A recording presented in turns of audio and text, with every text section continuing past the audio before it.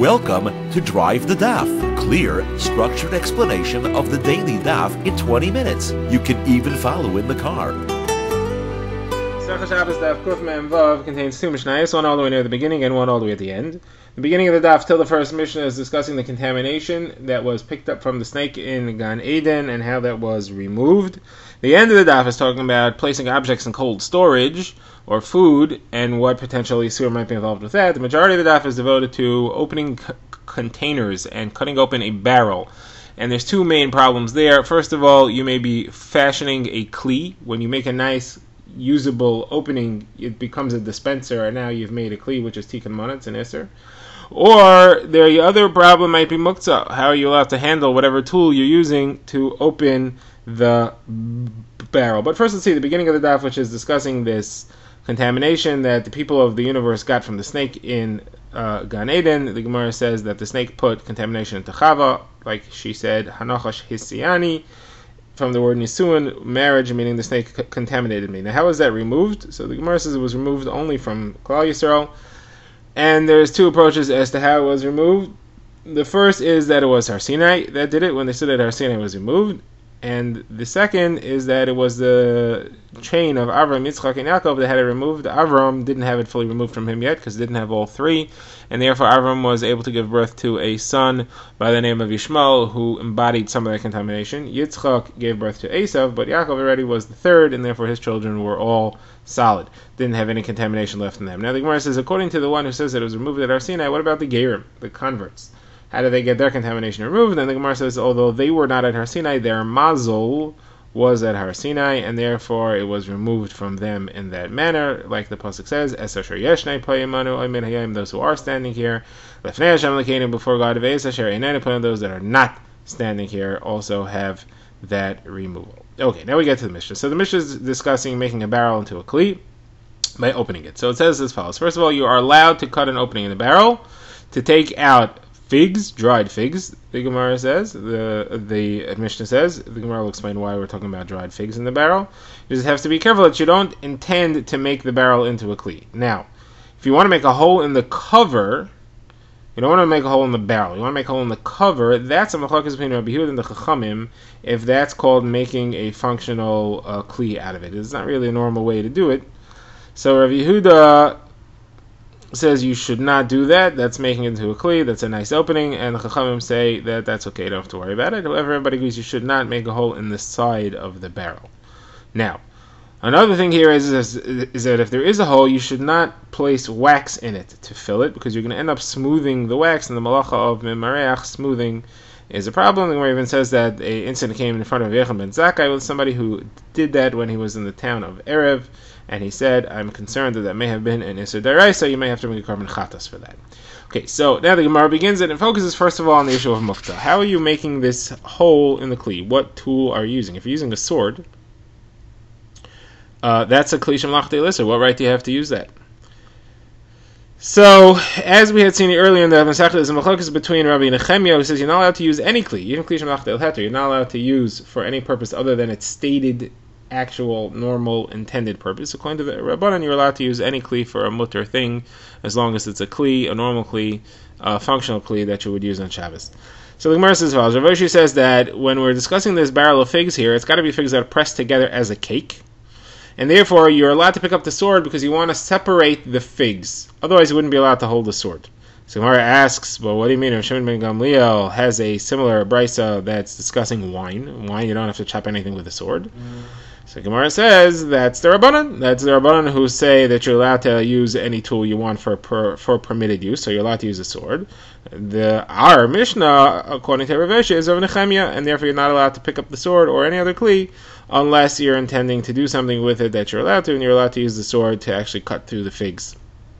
Therefore, you're allowed to use it to open the kli as well once you have it in your hand. So the Gemara says, well, who told Rav Oshi that it's Rav Nechemia and it has to be talking about where the figs are pressed together? Maybe it's not Rav Oshi and there's figs are just loose. You don't have to cut anything open. So Gemara says, if that would be the case, why would we talk about figs? The normal contents of a barrel aren't figs.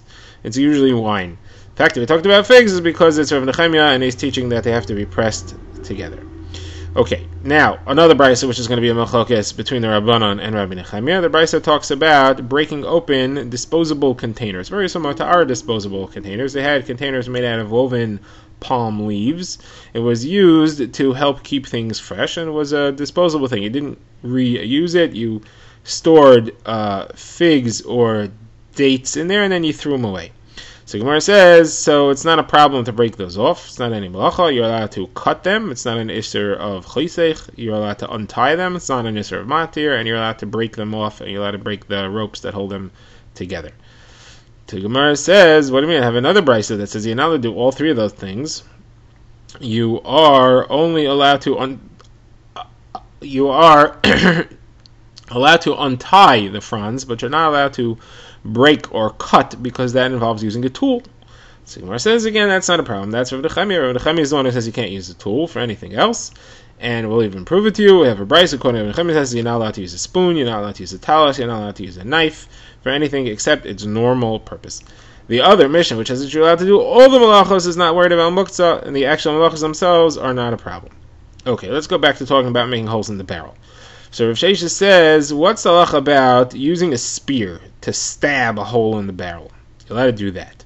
It's a bigger hole than you would otherwise need to. Is your intent to make a nice hole, to make a functional hole, and therefore you're making the barrel into a functional barrel with an opening that you can use, or is your intent just to be able to take out a lot of wine quickly? It should be in generous amounts. What is your intent? So Gemara answers Rav Sheshes that you just intend, you do intend to make a functional hole, and therefore it's forbidden. You're trying to turn this kli into a functional dispenser. So Gemara says, well, what do you mean? Well, we have a brisa where Shimon ben Gamliel says you're allowed to use a sword and chop off the whole head of a barrel. So why should you be allowed to do that? Now you're also making a nice hole for dispensing. So the Gemara says, no. Over there we assume he just wants to be able to take out generous amounts. He doesn't want to have to drip out the wine. He wants to have a nice access to the wine. Here, don't tell me the guy made a hole in the... He used a spear to drive a hole in the cover of the barrel because he wants to take out generously. If you want to do that, let him just take the cover off. The reason why he made that spear hole is because he wants to do something more with it. The Gemara now refers back to the Mishnah and discusses the next phrase, which is as follows. We are discussing making a hole in the cover. I have a machlokes between Rav Yehuda and the Chacham if you're allowed to make a hole in the cover, or is that considered to be fixing a nice way to use the kli, and therefore it's Masakein Mana. And then the next line in the Mishnah says you're not allowed to make a hole on the side, according to everybody. So now the Gemara wants to know, when we say make a hole in the cover, we mean the top of the cover or the side of the cover? And of course, if we mean the side of the cover, what do we mean in the next phrase when we say you're not allowed to make a hole in the side? So there's two opinions. Everybody agrees that the top of the cover is more mutter than the side of the cover. The top of the cover is less likely to be a nice hole. The side of the cover is more. So Rav Huna says that the machlekes is about the top of the cover, and the side of the cover is for sure forbidden, and that's what the Mishnah means when it says you're not allowed to make a hole in the side. It's referring to the side of the cover. Rav Chizda says no, the top of the cover is no machlekes. Everybody agrees that that's mutter. The machlekes is about the side of the cover. And when we said later in the Mishnah that everybody agrees you're not allowed to make a hole in the side, that's talking about the side of the barrel itself. Okay, now the Gemara brings a brisa, which it will analyze line by line. Brisa says you're not allowed to make a new hole in a barrel on Shabbos. The machlek is whether you're allowed to enlarge an existing hole, and everybody agrees that you are allowed to punch a hole in a stopped up hole, meaning you have a hole that's already existing and it's plugged up, and you punch out the plug to remake the hole. So first of all, the Gemara wants to know, according to the opinion that you are allowed to enlarge a hole, why should it be different than opening a new hole? Either way, you are making a nice hole that you can use to take things in and out. So why should it be better if you're just enlarging an existing hole? So the Gemara says that Rabbah explains it as follows. Rabbah says that the only time you have an issur deraisa of making a hole in something is if the hole is used to take things into and out of the container. It's not used to put in and out, it's not an issur deraisa. The Rabbanan did make an issur if it's only used to take in or out and not both. The reason is because you may get confused with a chicken coop. A chicken coop was a container, was not built on the ground, was a movable container. and you mainly use it to take the chickens or the eggs out, but you do need air to get in. But since you can't see the air going in, it's not something that you're going to put in.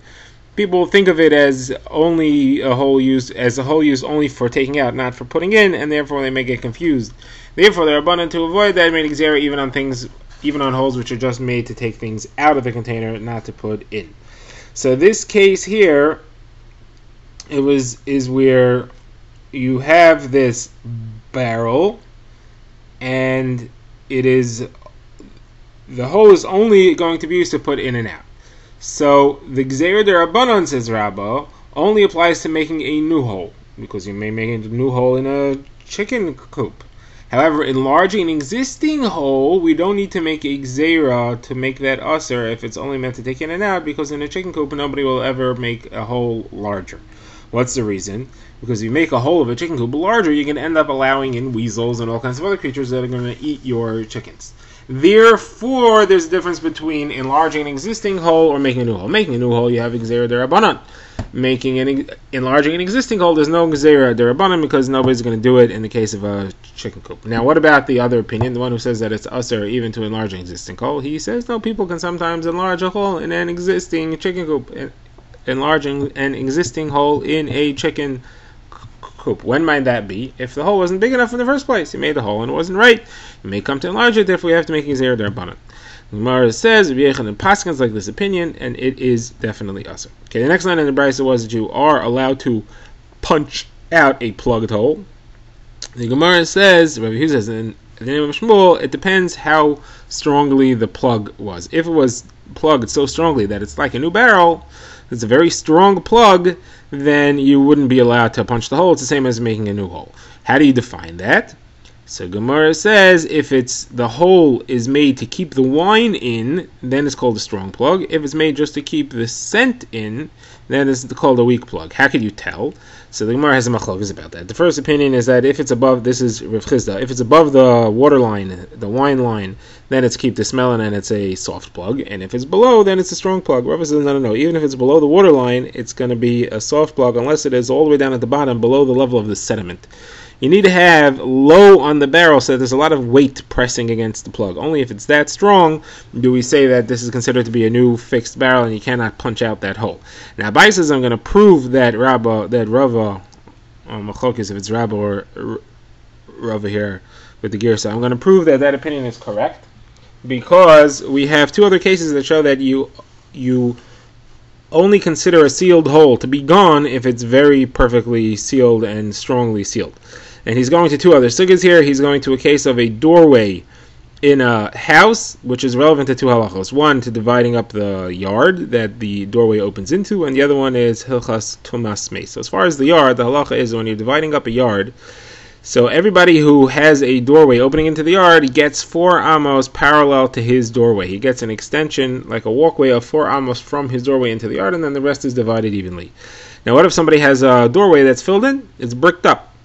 So the Brisa says that if it's bricked up but the doorposts are still visible, then it's still called a doorway, and he still gets his 4 amos. If, however, the doorposts are removed and the wall is totally bricked smoothly, then the doorway is gone and you don't get 4 amos for that anymore. As far as Hilchos Tumas Meis, the halacha is that when a mace is in a sealed room with no doors, it's like he's in a grave or in a tomb. And the halacha is that a tomb has tumah within 4 amos all around it. If, however, a mace is in a regular room with doors, so then it keeps the tumah in. There is no halacha of a tomb, and it doesn't mentame 4 amos around it. Now, what if you have a door that's filled in? It's the same halacha. If the doorposts are gone, then it's a tomb, and if the doorposts are still there, then it's considered to be a room with a doorway. So here you clearly see that in order for it to be considered as if the hole, the opening, or in this case, the doorways, are not there anymore, it has to be very strongly and completely filled in. Okay, now the Gemara goes to another similar halacha. The Gemara says that if you want to stick a tube through the cover of a barrel, so that means you want to punch a hole, so you have like a straw that sticks into the barrel. So that is a machlokas between Rav and Shmuel. Rav says it's forbidden and Shmuel says it's permitted. And now the Gemara says there's 3 potential cases here when we say stick the straw in. Is it that you want to punch the hole? Is it that you want to the hole is already there, but the straw was never put in, you just want to put the straw in and seat it properly? Or is it that the straw was already in once and then it fell out? So Gemara says the first case where you want to punch the hole is definitely asa, there's no machlokas. The last case where you just want to put it back is definitely mutter, there's no machlokas. The machlokas is in the middle case where you made the hole, you didn't put the straw in yet.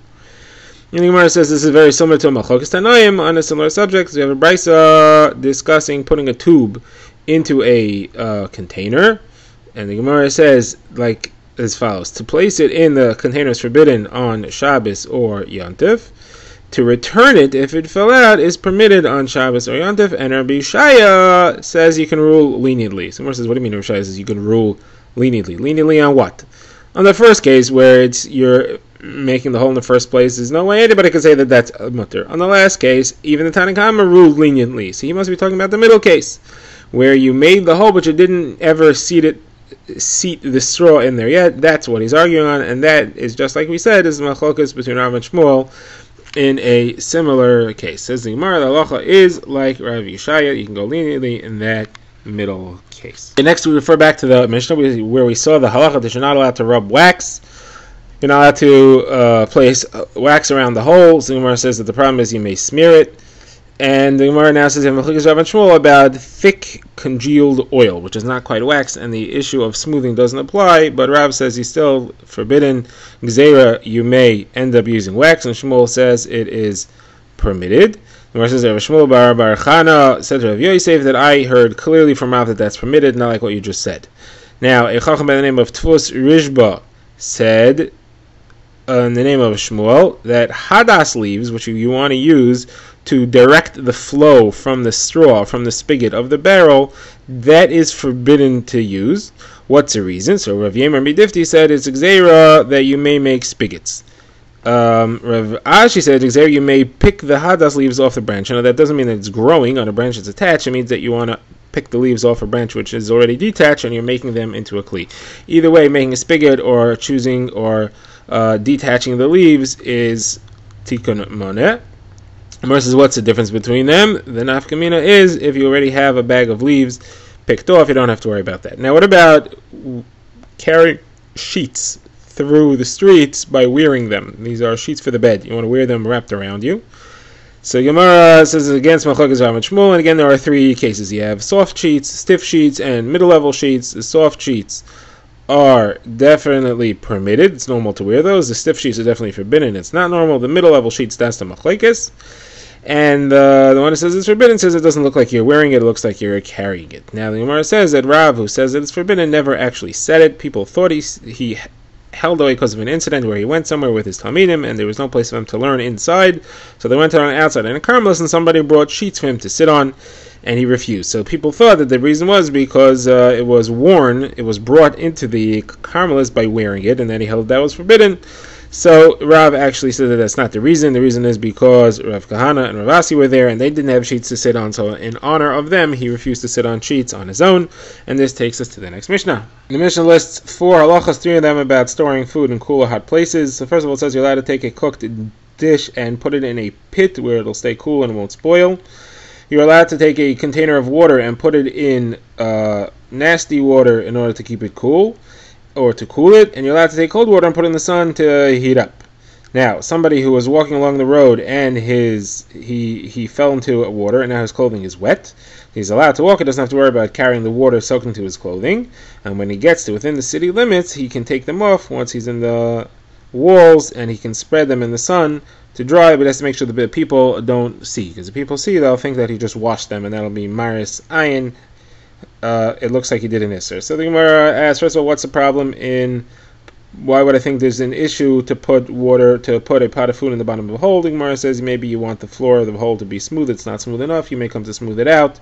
So that's the chiddush is that that's not a problem. Putting a container of water in water, what's the problem there? The Gemara says that was only listed because of the opposite case where you want to put cold water in the sun to heat up. The Gemara says that's also pashut. What's the problem with that? You're allowed to cook in the sun. The Gemara says no, because you may think that it should be gzer derbanan not to warm things in the sun lest you come to warm them in coals, and that teaches that that's not a problem.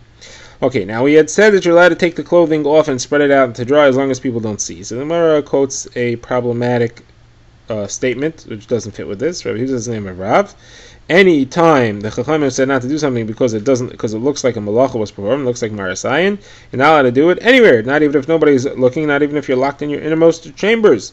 So how are you allowed to do this? So Gemara says this is the opinion of Rav Elazar, but Rav Shimon, who we see in a different brisa, says that it is forbidden.